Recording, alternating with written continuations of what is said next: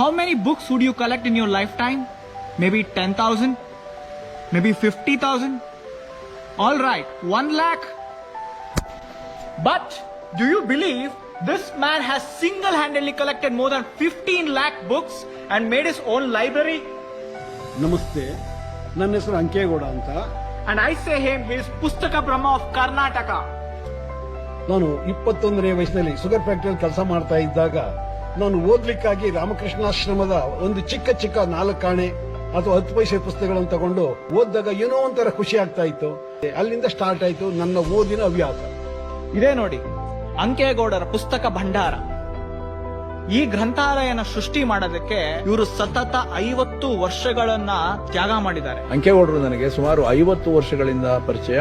ಇವರು ಚಿಕ್ಕ ಪುಸ್ತಕಗಳನ್ನು ತಗೊಳ್ಳುವಂತ ಒಂದು ಹವ್ಯಾಸದಿಂದ ಹಿಡಿದು ಇವತ್ತು ಲಿಮ್ಕಾ ಅವಾರ್ಡ್ ಹೋಲ್ಡ್ ಮಾಡೋವರೆಗೆ ಒಂದು ದೊಡ್ಡ ಸಾಧನೆಯನ್ನ ಮಾಡಿದ್ದಾರೆ. ಈ ಪುಸ್ತಕದ ಮನೆಯಲ್ಲಿ ಭಗವದ್ಗೀತೆ, ರಾಮಾಯಣ, ಬೈಬಲ್, ಕುರಾನ್, ಬೌದ್ಧ ಧರ್ಮ, ಜೈನ ಧರ್ಮ, ಸಾಹಿತ್ಯ, ವೈದ್ಯಕೀಯ, ಆತ್ಮಚರಿತ್ರೆಗಳು, ರಾಜಕೀಯ ಮುಖಂಡರ ಕಥೆಗಳು, ಈ ತರದ ಯಾವುದೇ ಪುಸ್ತಕದ ಹೆಸರನ್ನ ನೀವು ಹೇಳಿ ಖಂಡಿತ ಹುಡುಕ್ ತಂದ್ಕೊಡ್ತಾರೆ.